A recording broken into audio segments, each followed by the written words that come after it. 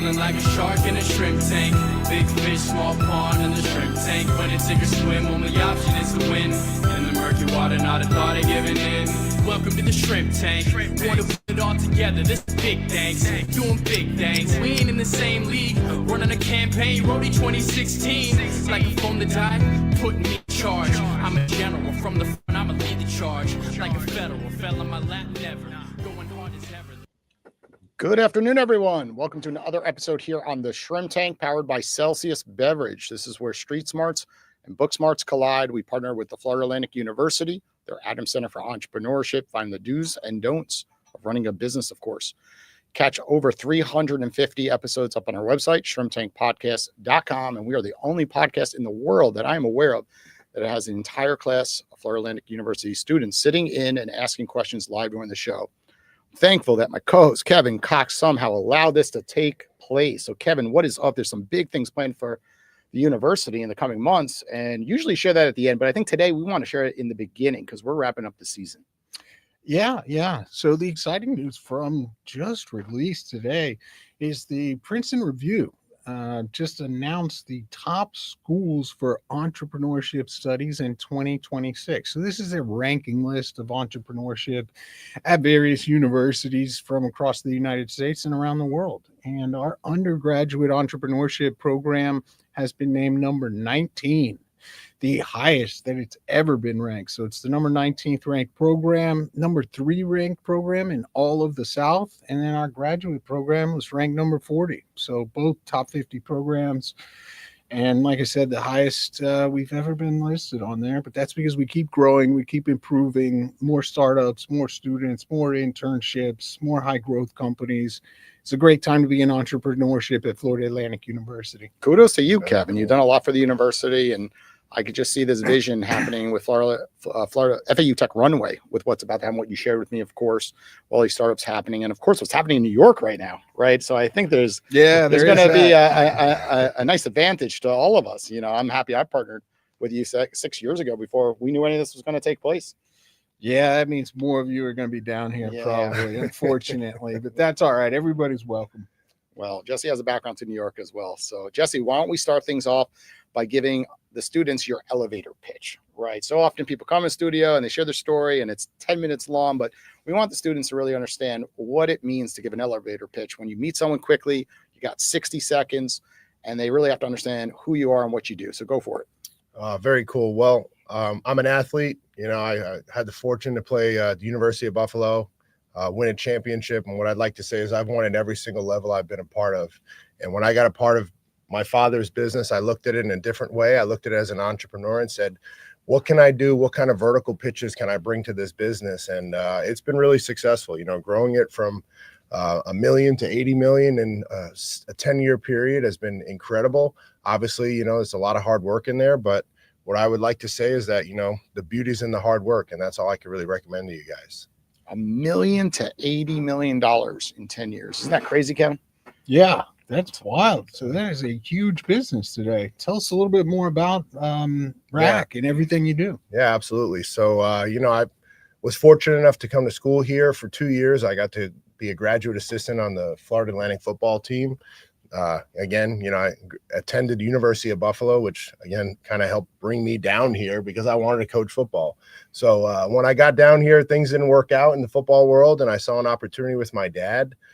When I evaluated the business, I made it very clear to him that I wasn't here to be an electrician. I was here to build a brand and create an empire. Those are things that I've been able to accomplish in that short amount of time. But it's really been about, you know, surrounding myself with the right people, surrounding myself with the right operations, and then just continually giving back to the community. And that's, you know, that's why I'm here today.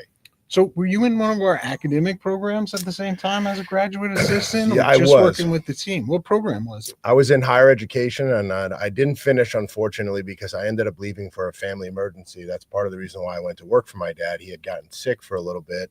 Looking back at it, with the business the way it is, it probably was a little bit of stress maybe. But I felt it was the decision to put family first, and that's why I left football, and I kind of took what I learned on the playbook and I brought it into the trades.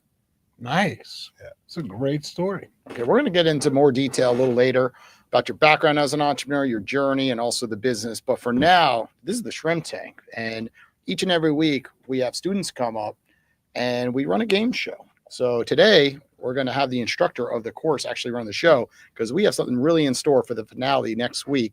And Tess is going to share a lot about that because, we're new to this whole student thing as well. And we got a lot of things planned in the next couple of years. That's right. Yeah. Well, and just these next couple of weeks. So this week and next week, the Shrimp Tank's being somewhat taken over by this entrepreneurship course to serve as part of our final presentation and also part of our, final lecture on pitching. So it works out nicely that we always start the podcast with sort of a personal pitch from the guests. But I have a handful of questions here really for all three of you. Just geared towards gaining some insights on how to pitch, what are some of the green flags and red flags. And then those will actually be part of our final exam, everybody. So this is truly part of the course now. Awesome. I wanted to start with Jesse. We got sort of your 60-second personal pitch on your journey.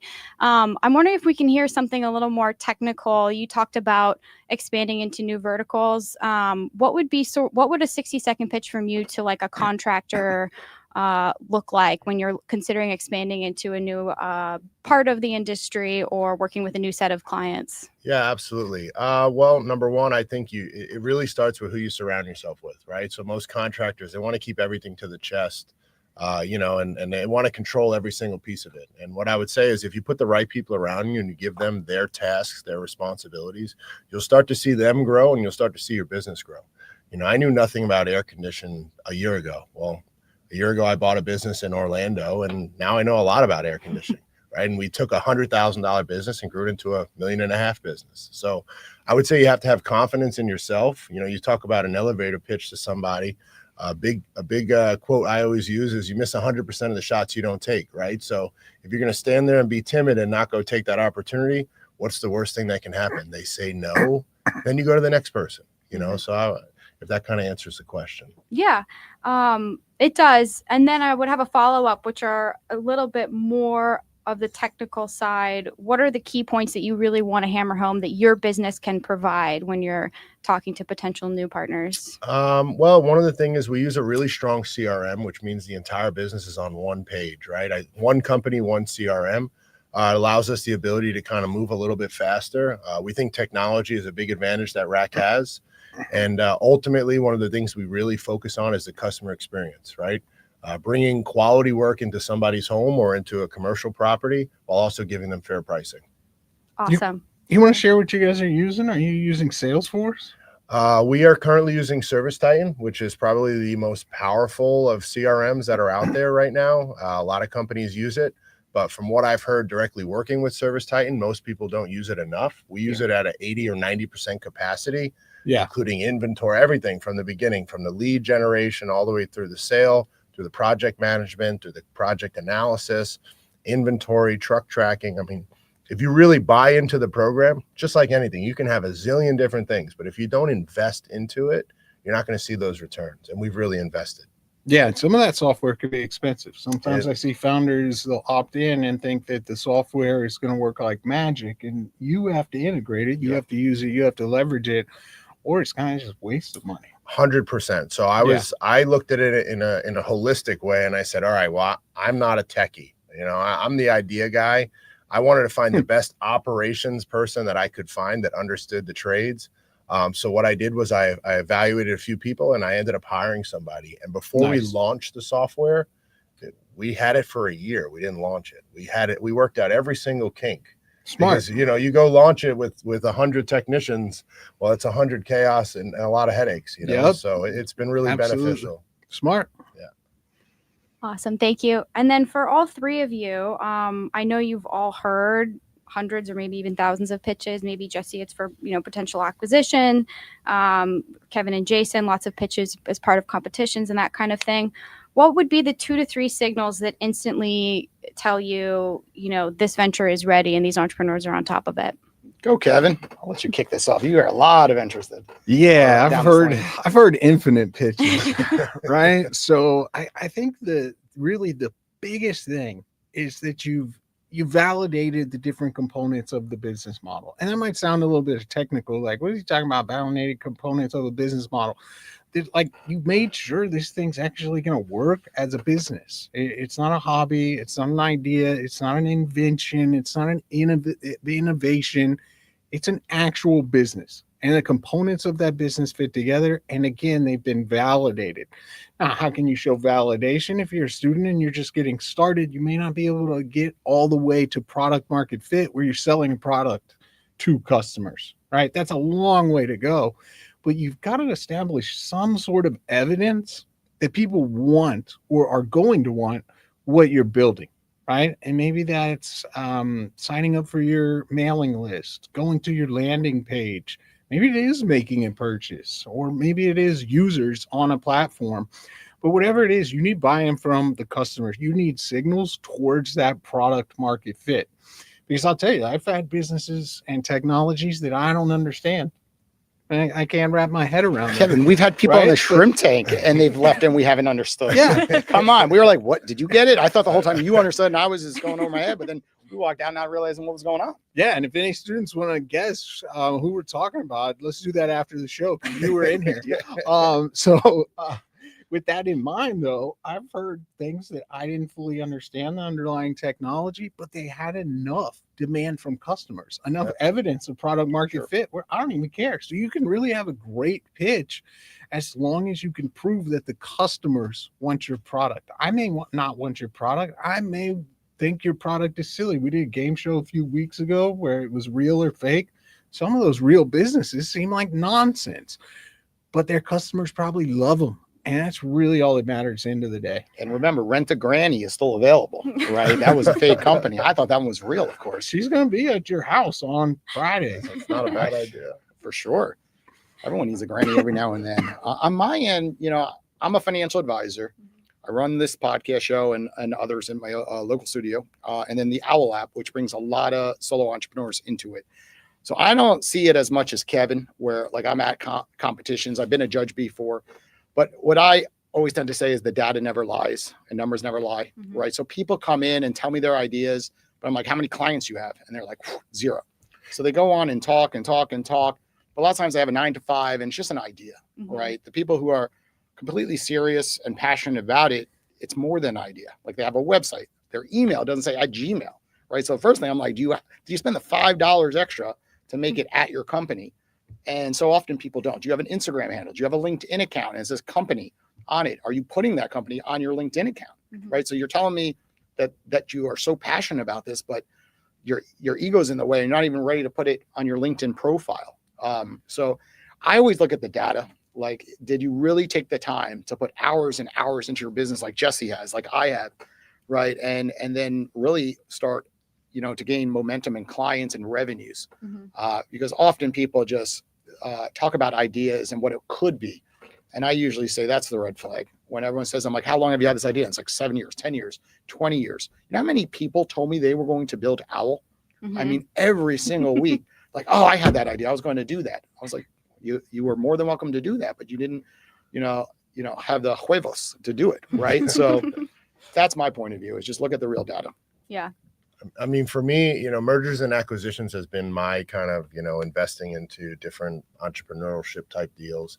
Yeah. Number one, with any type of merger and acquisition, it's intellect over emotion. Don't make it an emotional decision. Because, you could sit there and start pounding your chest and I want to buy all these companies and, different vertical for me could be a different city, and most of the companies that I've purchased were diamonds in the rough. As I like to say, I look at them in a different lens and I can see the value in them. A lot of businesses in the trade world, their financials are not good. Little Wayne said it best, men lie, women lie, numbers don't lie. And, as you're looking through and you're judging everything, you're looking at it, it's not really making sense. Trust your gut.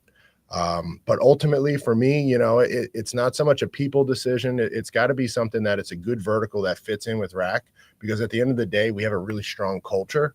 And, I know that, again, you fall in love with the data, that the employees at this other location may not come and fit in with your team. You've got to evaluate all that stuff. So really falling in love with the data. And then honestly, it just comes down to, metrics and then trusting your gut at the end.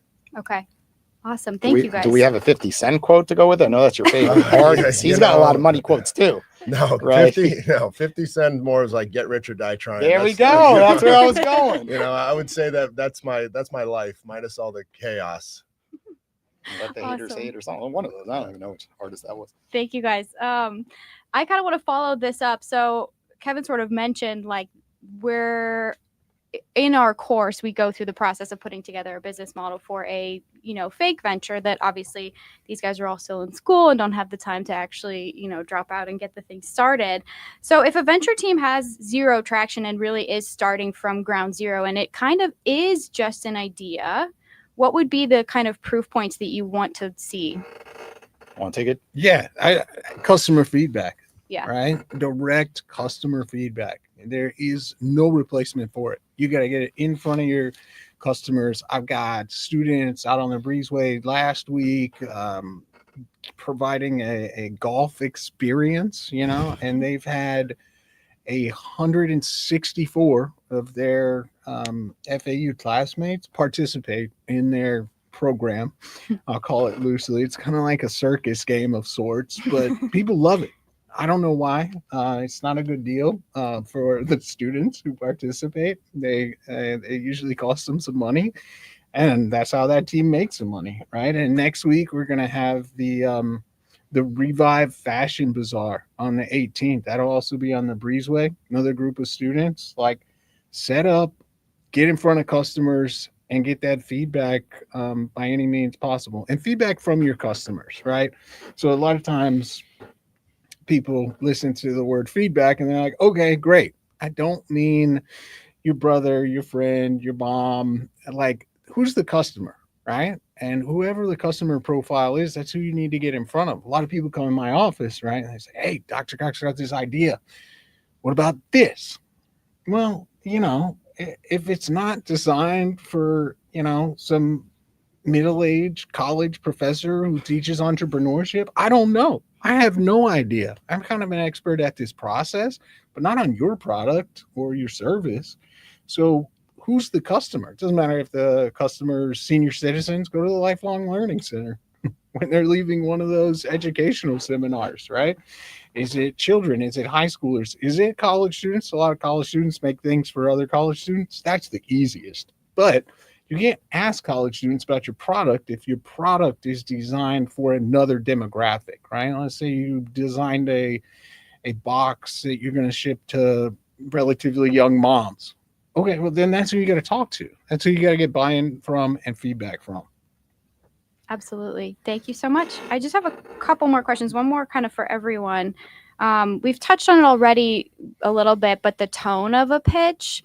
We've had a lot of entrepreneurs on here talk a lot about the importance of passion and making sure you can engage with the people in the room and make, the problem matter for everybody in the room. But also you have to balance that with the data and the numbers and competence. What are you sort of looking for in terms of tone?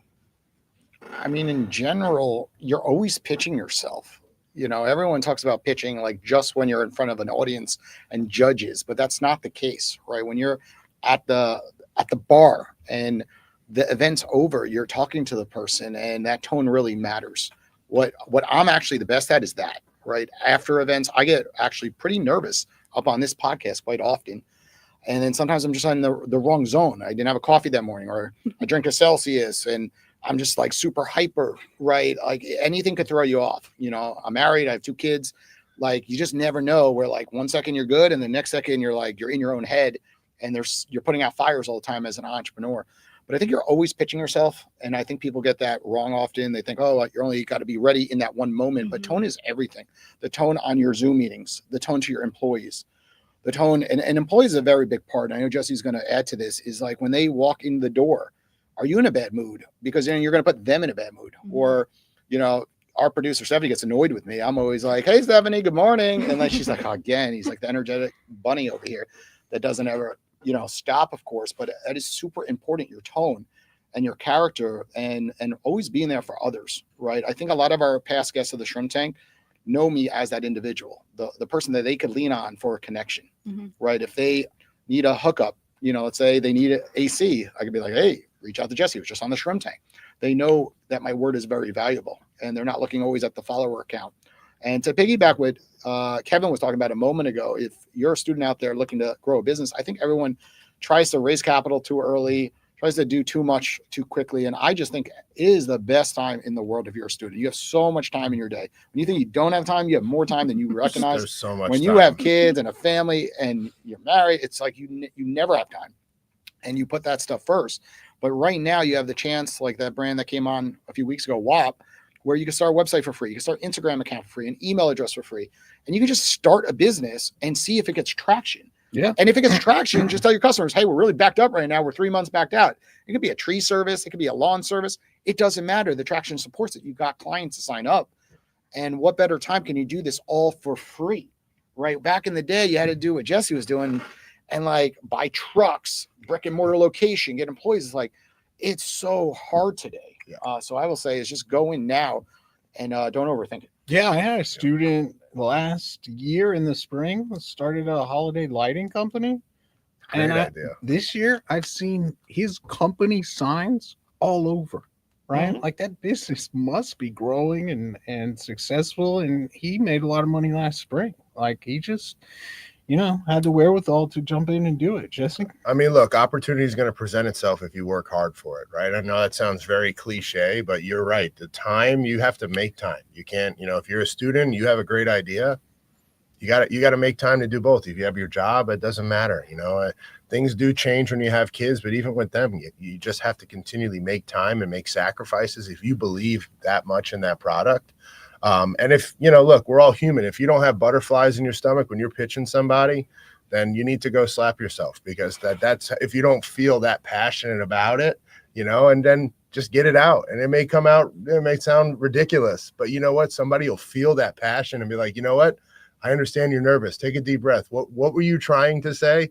Oh, you have this new product? That's incredible. Because it comes out in your passion. I mean, every time I played football, if I wasn't nervous for the game, it's like I didn't love it enough. So if you don't feel nervous to pitch it to somebody that you believe in a product, then you're not ready to pitch that product yet, Yeah, and then I just add that as a kind of part of the human condition, right? Like people love stories. They don't necessarily like presentations and talking points. So Yeah. if you can, stitch it into some sort of story, an example, and I do a lot of this when I teach, and people remember it, right? But you also have to hit all those important data points and share, the components of the business and those details as well. But if you can stitch it into a story, that'll go a long way. And then Jason already hit on kind of the personality of the founders. We have Andrea from EpiPause, who actually made the deal live with Mr. Wonderful in the Shark Tank event last year. I always get her in front of people because her passion, her knowledge, her expertise, it comes straight through. And I've heard people say, like, well, I don't really understand the pet business, but boy, I sure like that founder. Yeah. Like maybe I will Sure. invest. And that comes through. So it's important. Yeah.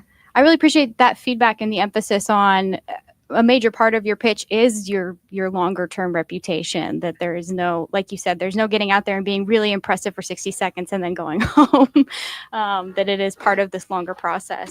I have one more question. I know we're a little bit over the usual Keep yeah, going. This is segment, awesome. but this is We're just like helpful. the interview. Yeah. It's going great. well, you might not like this one. I wanted to turn the tables on Kevin and Jason and have each of you do a 60-second pitch, either on a venture that you're working on or some project, as part of the organizations you're part of, and then basically critique each other.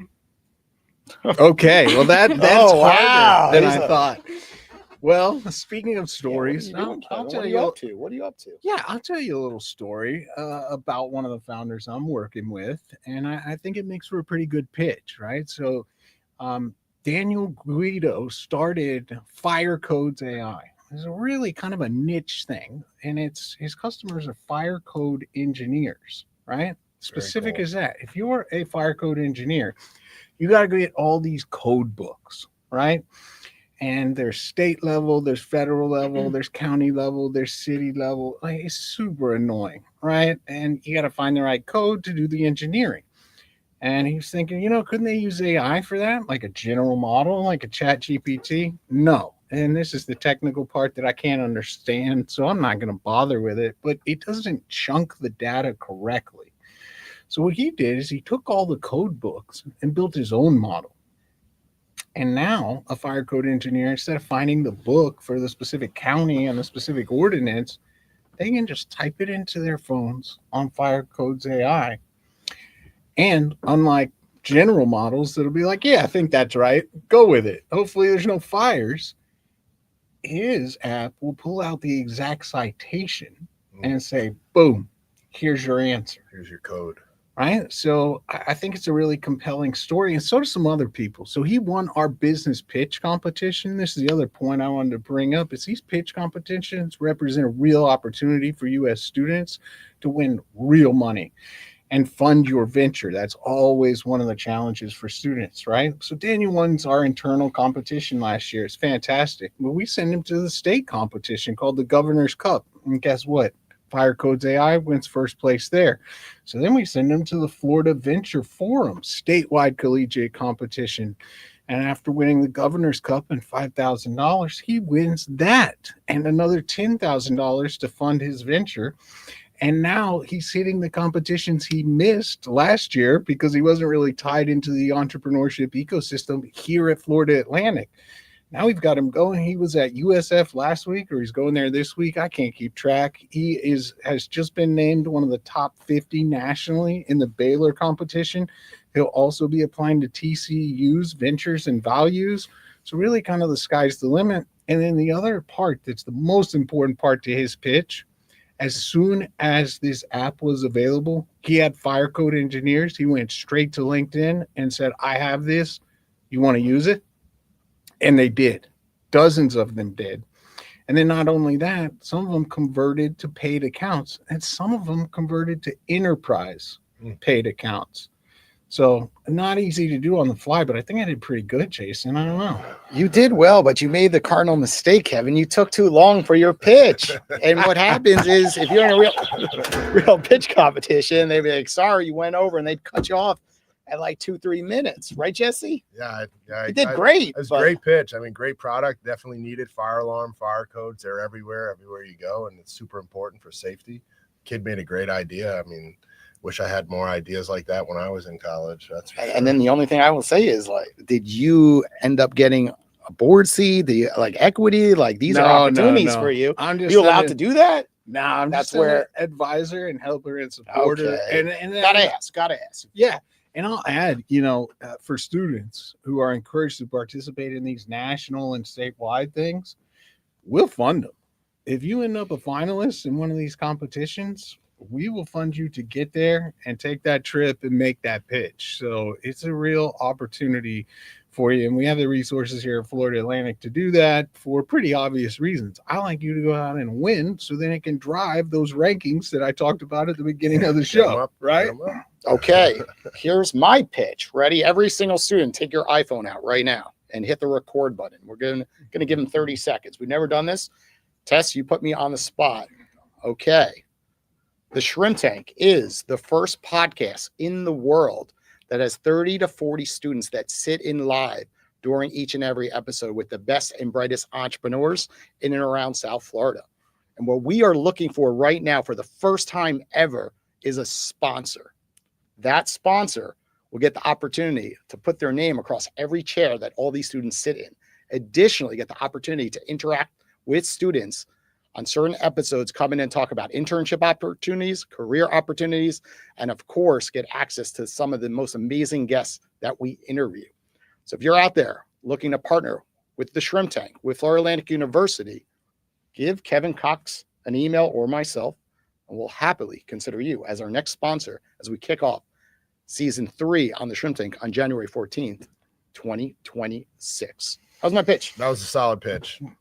Good. Oh, I left something important out. Whoever gets, if the students were actually recording, which none of them took out their phone, I left out the most important thing. You will get a $1,000 cash bonus if you find that sponsor for us. Okay. Ooh, put some money on the line.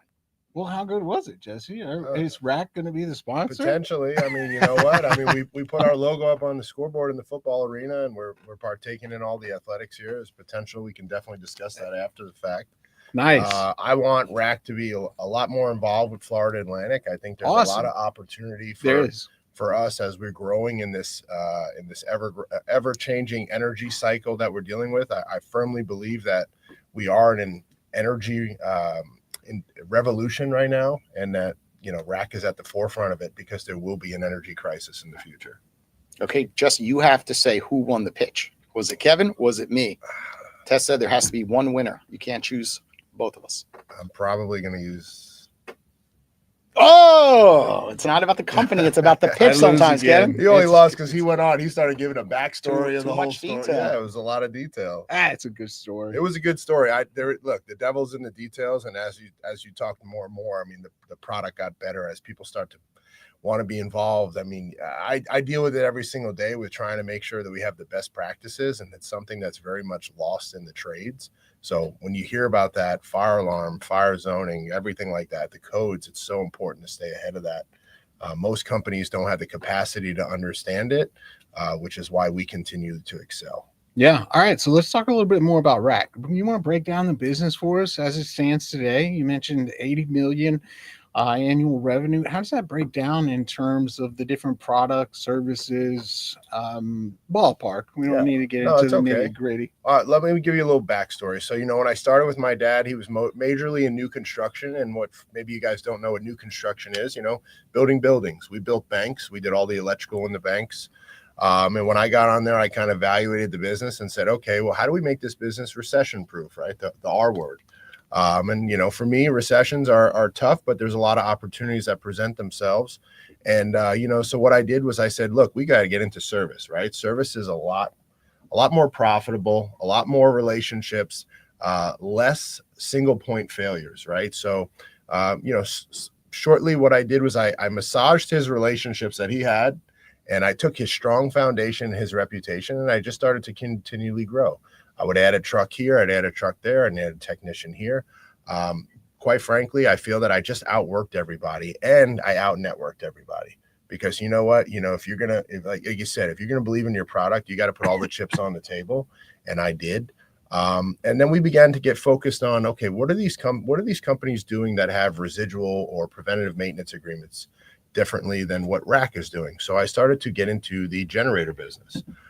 So generator business, first year, sold 6. I thought I was the man. And then Hurricane Irma hit, and and sold 116. And as it kind of evolved, we just continually increased from 100 to 200, 330. Is that a very profitable business? You said you felt like the man at 6. Well, so what did that mean? It's a very unique, it's a very niche business, right? Okay. So what I would say to you now is most people can refer in the trades to electrical, plumbing, HVAC, or air condition.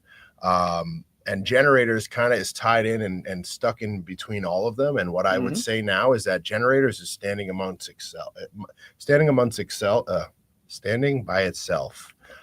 What you're seeing is a lot of private equity and venture capital come in because they feel, which I felt, and I've always pitched this, that there will be an energy crisis with a lot of the AI adoption, with the antiquated grid, with, look, 4 million more people have relocated to Florida since COVID. We went from 19 million to 23. And like you mentioned earlier, with the stuff going on up in New York, I could see another 500,000 to 1 million people coming over the next 6 to 12 months. So, we just continue to get better at what we did. One of the things I brought here, was a manifestation of mine, having the ability to create the generator process as a full turnkey process, because no generator can run without fuel. It's either natural gas or liquid propane or diesel. And so I got my license. First, I got my license as a master electrician because my dad said it was important to have a redundant plan just in case, right? Things do happen. And then I kind of got obsessed with wanting to get different licenses. And next thing you know, I turned around. I was a master qualifier for gas. I'm a CVC solar qualifier. I'm right there to have my general contractor's license. And, you just kept getting into different verticals. So with the generators, is it profitable? Yes, if it's ran the right way, right? You have to be very aggressive with buying materials. You have to have good relationships with vendors, which I feel we do have at Rack. And then you got to put the right people in the right seats to run that process, because I can't do all of that. I need to be the CEO of Rack. I need to be the guy that, like you said, I can, as I'd like to say to my wife, you have a husband that can do both. I can work really hard, but then I can come home and I can be a great dad and I can be a great husband. And, you know, that's what I try to do. I let my team do a lot of the processes. And if we have issues, we find them through checks and balances. You know, we're not perfect. We're all human. We really focus on two pillars, which is people and communication with customers. And it just kind of kept evolving, guys. I mean, honestly, Kevin, you know, if you would have told me 10 years ago I would own propane delivery trucks and be delivering, I would have said you were crazy. If you asked me that in 2019, when I bought this little die-cast truck and put rack stickers on it, I would have told you I'd have one. Well, now I have three, right? And these aren't inexpensive trucks. They're very expensive. They're very expensive to maintain. But we just continually take different verticals and we try to be the best at it. We want to have the best practices. I want to have the best people. I want to have the best tech, which is really important. Best trucks, best tools. We're partnered with Milwaukee Tools, which has been really incredible. And it's just building those relationships. Can we talk about that for a second? So often business owners come in and they ignore the relationship side of their business. And you said that you're a power networker, and that's really what helped you get from, you know, 1 year to 10 years to 80 million from $1 million, right? And I think people often think it's social media posting or it's, you know, mass emailing through AI technology, but often it's through traditional networking, I believe. It is what is. you're saying. So kind of dive deeper into how you did that. Well, it's a combination of multiple things. Number one, you know, Boca Raton is my home. My family lives here. I did marry my wife, who I met at Florida Atlantic. You know, we live right here in the community with two beautiful little boys. And, you know, I do a lot of networking. You know, I partake in the charities. You know, we talked about it earlier. You know, you only have one name, right? So when people know, you know, there's a running joke at my company that everybody knows Jesse. Well, the truth is that I know everybody that works for me, and then I know everybody. I know customers because we do what we say and we say what we're going to do. Nothing's changed on my end. You know, if a customer calls me and there's an issue, I'm a big boy. I'm okay to learn about that issue. I want to find out where in the SOP we made a mistake so that I can correct it, so that we can create a better customer experience. You know, I would say right now, you know, with the way, you know, the weird economic conditions, things are a little bit different. Relationships and networking are going to be really important for you. You know, are you going to leave a lasting impression on somebody, or are they going to look at you and say, I don't want to work with that guy? Yep. You know, and I've had some really great customers. And one of the things that we've done is just, again, we continue to expand. We continue to do things the right way. You know, 9 years ago, we started working for Tesla Motors. Now we're the #1 EPC, which is an engineering, procurement, construction firm in the Southeast U.S. We've built 80% of Tesla's supercharging network in Florida. Well, that earned me the opportunity to go and build the largest Tesla supercharging location on the East Coast, which is in North Carolina. I know, and it just continually evolves, you know, building those relationships, keeping good lines of communication, having dinners, taking people out to events, you know, and just at the end of the day, you know, if you're gonna talk the talk, you got to walk the walk. Yeah, what I'm hearing is following through those two 100%. words. So often in society today, people yap on and they're great pitchers, which we talked about earlier, but then when it really comes down to it, they don't show up for the job. And especially in the trades, especially in your world with AC, it's like I book an AC appointment, like they didn't show up, and then they think it's okay to show up 4 hours late when Absolutely I'm like not. canceled my morning and didn't go to work, and I'm furious right now. And I see that a lot in that world. So, you know, I really think it's about the full picture. It's networking and putting yourself in positions with the right individuals, putting yourself out there, but then also following through on the back end. And I did look up your company before this. Your score is very high on Google, almost perfect, right? No one gets a 5.0, but he's close to it with over 1,500 Google reviews. And those are hard to get today. Most people only leave a review when something bad happens. So, yeah. So actually we have over 3,500 Google reviews, but we have 5 Google locations. Ah, so that's a little bit unique because I found, you know, my background. One of the best things that ever happened to me in the University of Buffalo was I thought I was going to graduate in 2009. Yeah. I left Buffalo. I packed all my stuff up. I was ready to come back for graduation. And my advisor said, we made a mistake. You've got to take 9 more credits. Ooh. I was like, oh, wow, that's, you know, this is tough. I wanted to go play in the NFL. Well, the NFL didn't work out, went back to graduate because obviously at those times they need the scores to get more scholarships. And I took 9 marketing classes. Let me take that back. 3 marketing classes, for 9 credits. Yeah. And it Yeah. changed the whole way I looked at different things. When I had 1 truck, they thought we had 10. When I had 10, they thought we have 100. Now that we have over 120, they think we have thousands, right? Yeah. So branding is really important. But that's just kind of Awesome. piggyback off what Well, you were we're saying. going to jump into our next segment of the show. We have time for a couple of students to ask some questions. This is powered by the Owl app, where you get to network and talk to experts live in real time. So anyone in the audience who wants to ask a question, come on up. Hi, Jesse. I'm Ryan, and my question was kind of like you started out really niche, is what you were saying, and you kind of expanded into a lot of different verticals. So the first question I had for you is, have you considered expanding into solar at all? So actually, yes, I started a solar business 3 years ago. We've been doing solar ever since. I do believe in sustainable, clean energy. I do believe in creating a net zero ecosystem.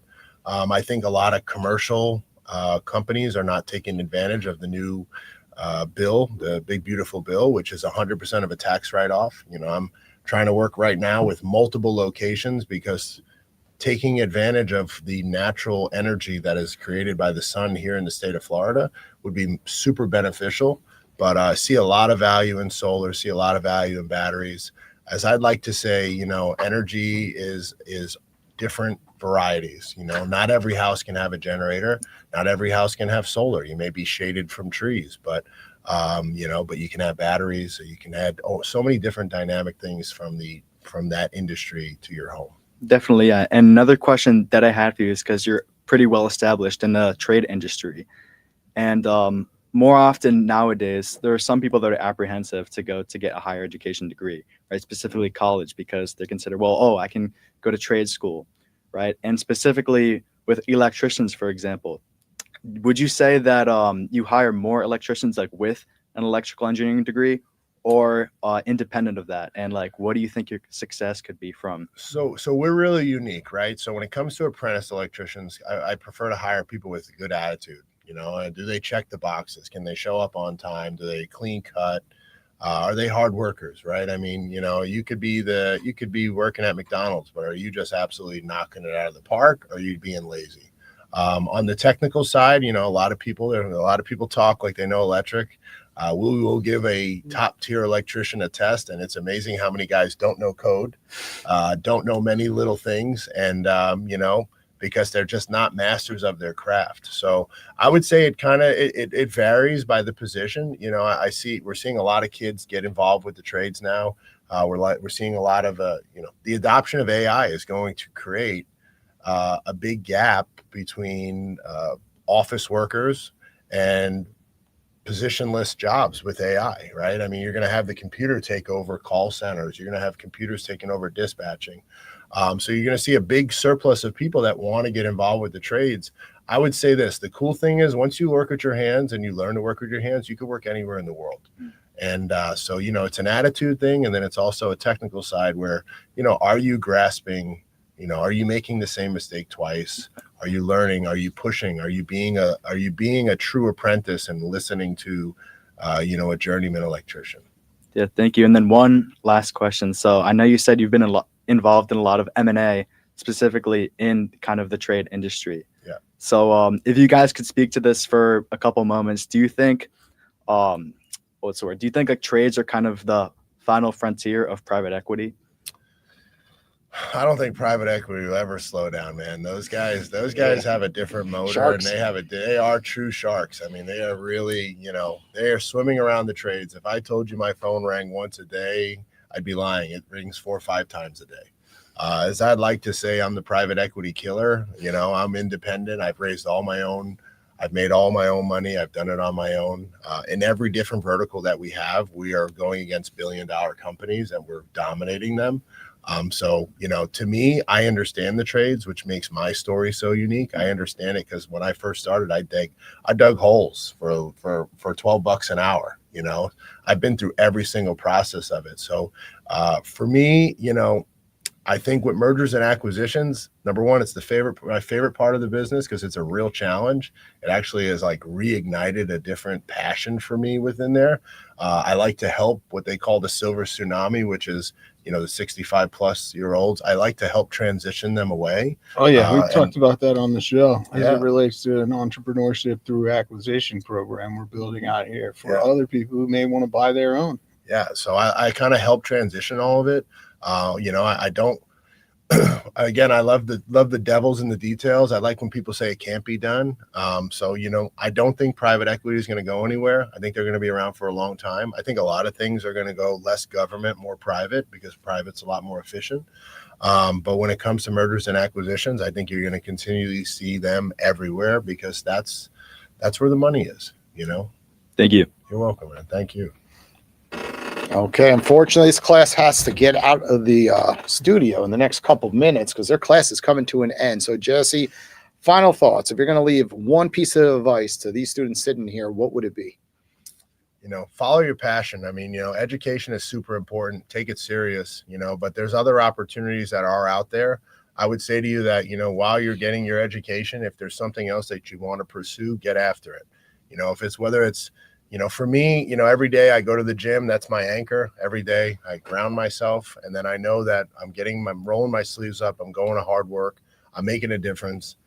One of the things I tell my people all the time, it's not about money for me anymore. It's more about my time and my energy. I value that more than anything. So when I spend time with people, it really means something. Because I can exit left tomorrow, like you said, with a private equity deal, but I don't want to do that. I've seen a lot of really rich people that are not very happy, but passionate people are always so much happier. Like when you're passionate about what you're doing and you're making a difference in other people's lives, it's so much greater than just money in the bank. So that's what I would leave you with, follow your passion and, Awesome. Jesse, thanks for joining us here on the Shrimp Tank. Everybody listening, check out his LinkedIn account. He posts all the time. I've been following him for years. And of course, reach out on LinkedIn if you want to chat with him, or the Owl app. He has an account as well. We could talk one-on-one for the price that he sets. Take care, everybody. We will be back next Wednesday at 1 o'clock for our grand finale. Take care.